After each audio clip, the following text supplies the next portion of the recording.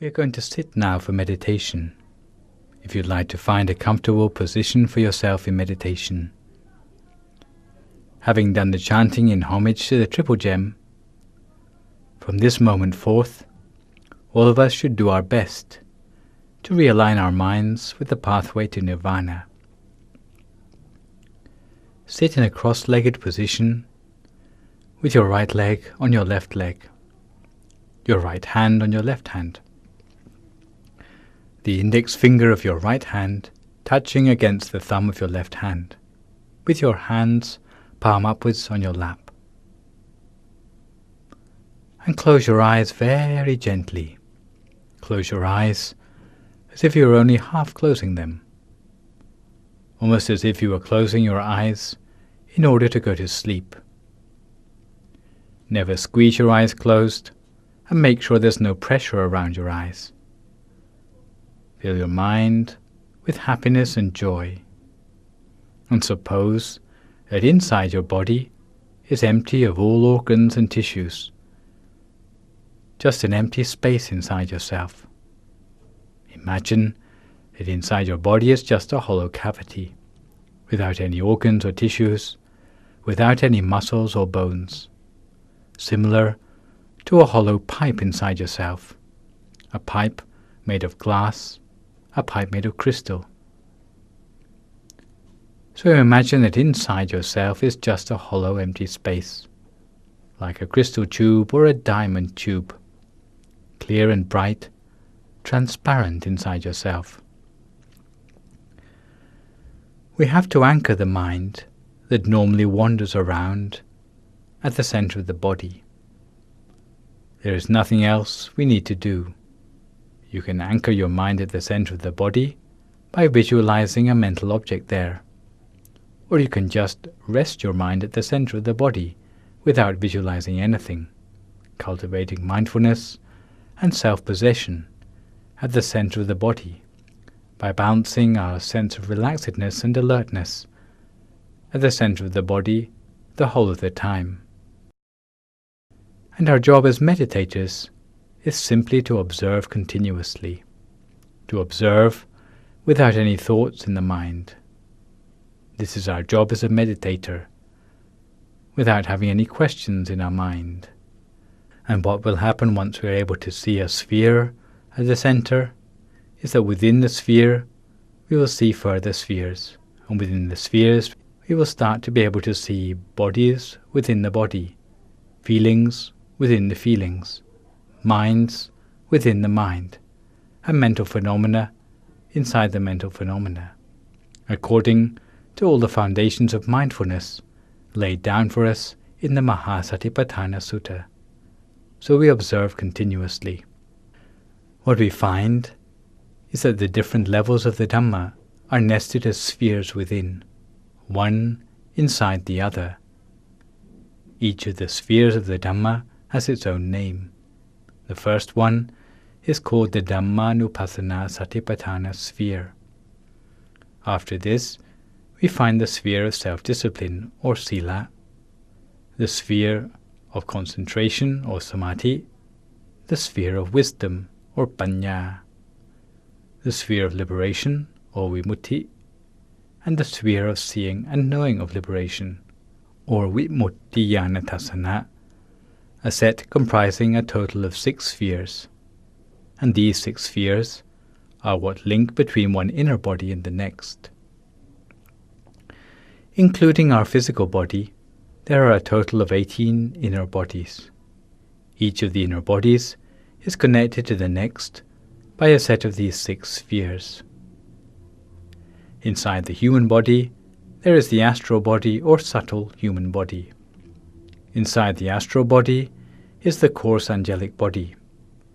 Inside the coarse angelic body is the subtle angelic body.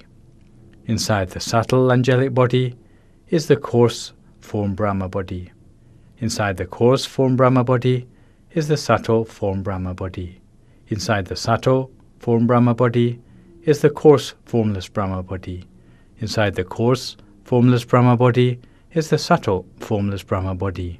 Inside the subtle formless Brahma body is the first of the bodies of enlightenment, known as the coarse Kotrapu Dhammakaya body. Inside the coarse Kotrapu Dhammakaya body is the subtle Kotrapu Dhammakaya body. Inside the subtle Kotrapu Dhammakaya body is the coarse Stream Enterer Dhammakaya body. Inside the coarse Stream Enterer Dhammakaya body is the subtle Stream Enterer Dhammakaya body. Inside the subtle Stream Enterer Dhammakaya body is the coarse Once Returner Dhammakaya body. Inside the coarse Once Returner Dhammakaya body is the subtle Once Returner Dhammakaya body. Inside the subtle Once Returner Dhammakaya body is the coarse Non-Returner Dhammakaya body. Inside the coarse Non-Returner Dhammakaya body is the subtle Non-Returner Dhammakaya body. Inside the subtle Non-Returner Dhammakaya body is the coarse Arahant Dhammakaya body. Inside the coarse Arahant Dhammakaya body is the subtle Arahant Dhammakaya body. All of these bodies are nested one inside the other and linked together by these sets of 6 inner spheres. This is like a blueprint for the structure of our lives, and it has been so since the very first time we were born as a human being. For each inner body, there are bodies, feelings, minds, and mental phenomena to be explored according to the foundations of mindfulness, as if we were going through the different layers of an onion, or as if we were going through different layers of a Russian doll. Going through the core of the core, seeing behind the scenes of everything inside ourselves, going straight through the center in sequence, until we can come to the bodies of enlightenment inside ourselves. Once we reach the bodies of enlightenment inside ourselves, the body of enlightenment will start to reflect upon the aggregates inside ourselves. It has to be the body of enlightenment which does this reflection. It will reflect that these aggregates are not of us, they are not our real self, that we have no real self in these 5 aggregates. If it's not the body of enlightenment which considers these, the reflection will not lead to anything significant. But with the eyes of the body of enlightenment, we will be able to see what is really permanent and what is impermanent, what is our true self and what is not our true self. Once our body of enlightenment sees the things for what they really are, we will be able to let go of all things which are not our true self, which are not able to be a refuge to us. By letting go, we will be liberated of all of these things, and the mind will become pure as a result. As the mind becomes more pure, then we will be able to go deeper inside. The mind will become more radiant, becoming more pure, and then we will be able to go deeper inside ourselves. The mind will become more radiant and will return to its true position inside. It will allow us to touch on true happiness, which will magnify and multiply as the time goes on, and we will be inspired to look for higher forms of knowledge and happiness as well. And at this point, the mindfulness and wisdom will reach beyond the conventional virtues to become great mindfulness and great wisdom. Once we have broken free of the imprisonment in the 5 aggregates, we will realize that anything that is still within the triple world, that is everything which is made up of the 5 aggregates, is restricted to the triple world. They are all things which cannot be one's true self, which are impermanent, which are of a nature of suffering. Once the Dhammakaya sees through these things for what they are, it will let go of all of these things and will allow us to enter upon deep meditation. Once we have broken free of these things, we will not become attached to them ever again, rather like a palm tree which has been struck dead by lightning, or a tree which has had its top bud nipped out, which will no longer grow anymore. It will be completely extinguished. But in fact, for our mind, it has become united with the body of enlightenment inside, just as it has become part of the flavor of that body of enlightenment, inseparable. On this pathway, there are two sectors, the mundane path or Lokiya Magga, and the transcendental path or Lokuttara Magga. On the mundane path, we traverse the formless Brahma bodies, the form Brahma bodies, the angelic bodies, and the human body. However, on the transcendental part of the path, we traverse the bodies of enlightenment at the levels of Kotrapu, stream entry, once returner, non-returner, and arahant. All of these are inner bodies inside ourselves. All those on the transcendental path have broken free of the three universal characteristics or samanya lakkhana. We have to make a thorough study of all these inner bodies, but most important of all is that we study about the bodies of enlightenment. They are identified by a lotus bud top knot and are endowed with all 32 signs of the great man, or Mahapurisa Lakkhana. The bodies of enlightenment are crystal clear, more transparent than anything in the world. These are the most important inner bodies of all. The aim in all our lives is to attain the inner bodies of enlightenment, especially that of the Arahant Dhammakaya body, because it is the body that is broken free of all forms of mental defilements. It is the body of enlightenment of one who is fully awakened and joyous. It is the Buddha body, the body that allowed the Lord Buddha to become enlightened. The body exists inside the body of every human being in the world. It doesn't matter what sort of person we might be, but we all have the body of enlightenment inside.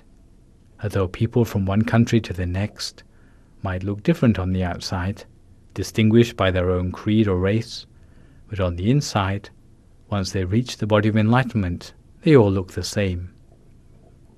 It is the highest attainment for all of us. It is an inner body that is no longer affected by the law of karma. Thus we should study as well as we can about this body of enlightenment, because it can be our true refuge. It is a holy body inside us, and it is something that can sanctify us as well. As Buddhists, we have to find out what is the heart of our religion, so that we can pass on a true explanation of Buddhism to other interested parties who seek our advice. Our aim in life is to attain nirvana and accumulate the maximum of merits and perfections for ourselves. Just as a fire will burn out as soon as it has no more fuel to feed the flames, once someone is enlightened, once they have no more defilements, there is nothing to lead them back into the cycle of rebirth anymore. We have to make the effort to attain nirvana, or at least to be able to see nirvana for ourselves. It is only by bringing the mind to a standstill that we see this inner body of enlightenment for ourselves. We must do everything in our power to attain this inner body of enlightenment inside ourselves, because the inner body of enlightenment has a way of seeing the world that goes beyond the mundane. The way it sees the world is to go through the eyes of insight. It penetrates into the reality of all things. It penetrates reality much more completely than any other inner body, whether it be the celestial bodies, the form Brahma bodies, or the formless Brahma bodies. It sees in all directions all around at the same time, 360 degrees at one glance. It can see into the future and it can see into the past. It can see both the causes and the effects of every factor. There is no secret hidden from the eye of the Dhammakaya, whether issues about life or the world. The wisdom of the Lord Buddha was all-knowing and thorough, and that is why they call the Lord Buddha the Lokavidu, or seer of the world. This is what we really mean by the word insight. The syllable sight in the word insight indicates that insight meditation involves seeing, but it is no ordinary seeing. It is penetrative seeing of the world. If you can attain the Gotrapu Dhammakaya body of enlightenment, you can see things on a certain level. If you can attain the stream enterer Dhamma body, then you can see a little bit more. If you can attain the bodies of the once-returner or the non-returner, you can see more still. But it is only when you can attain the body of enlightenment of the Arahant that you can see everything. This is the true meaning of the word vipassana. This is our real aim in the practice of meditation, so that we can attain this sort of vision for ourselves. And the way we can do that is by bringing our mind to a standstill.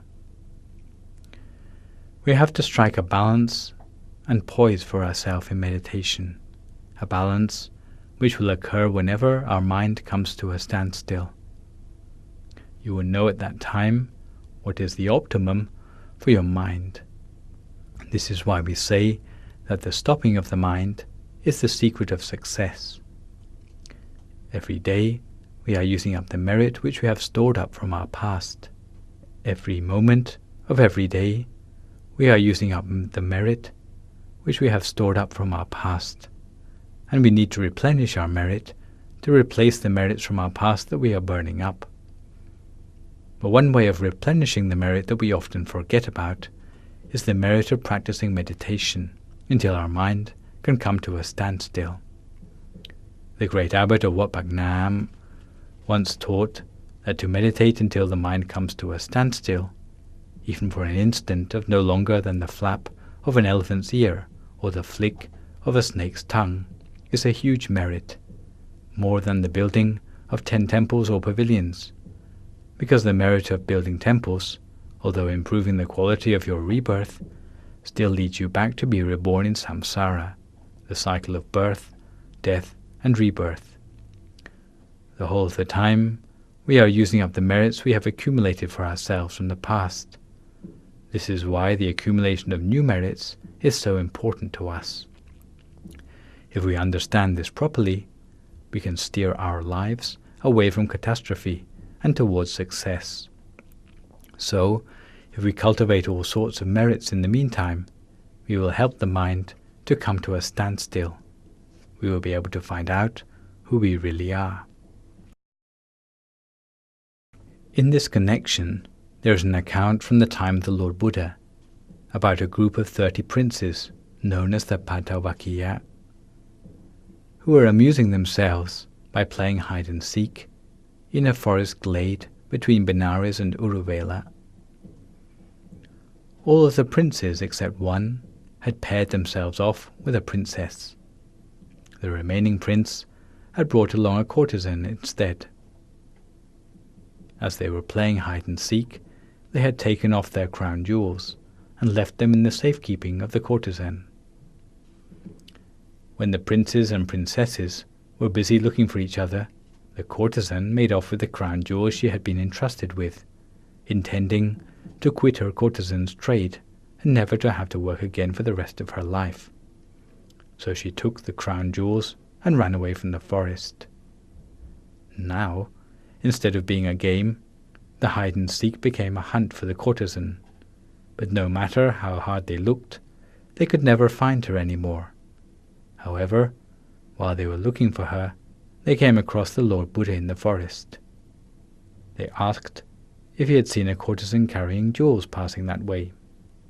Instead of answering them, the Buddha asked them a very profound question in return, namely, would you be better off looking for that woman or looking for yourself? Do you want to look for that woman, or would you be better off looking for yourself? Because the Lord Buddha knew very well that those princes hardly knew themselves at all. It was only the superficial self which they knew. And where is the benefit in that? He asked them again, would you be better off looking for that woman or looking for yourself? The princes had latent wisdom from their previous merits, and they admitted that they would be better off looking for themselves. Accordingly, the Buddha said, if you want to look for yourself, I will teach you the method. And the method he taught was just the same as you are being taught now, how to find your true self by sitting down to meditate. The Lord Buddha taught that the physical body is not our true self. It is only our superficial self, There's no point wasting our time with this, because it harbors only suffering from the time we are born to the time we pass away. If they thought they were reducing their suffering by playing hide and seek, they were surely mistaken, because such distractions are only a temporary escape from suffering. It just serves to take our mind off the suffering. It would be better that they look inside themselves at the center of the body, to bring the mind to a standstill, and in this way to release themselves from the aggregates on various different levels.